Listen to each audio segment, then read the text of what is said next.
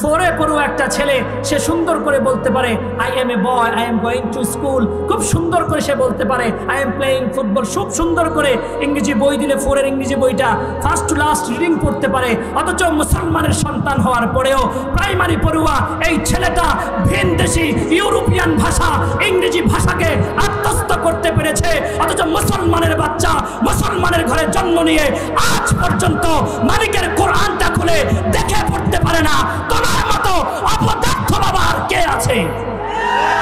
তুমি তো অপদার্থ বাবা। তোমার ছেলেটা ইংরেজি পড়তে পারে কিন্তু কোরআন দেখে দেখে পড়তে পারে না। তুমি ঘুমাও কেমনে? হাসরের ময়দানে রবের সামনে কিভাবে দাঁড়াবা তুমি?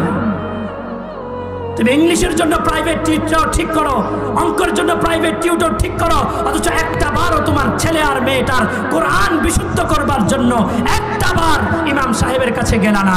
ইমাম সাহেব, হুজুর আমার বাচ্চাটাকে আখিরাতের লাইনে কোরআন শিক্ষাটা কিভাবে বাস্তবায়ন করবো?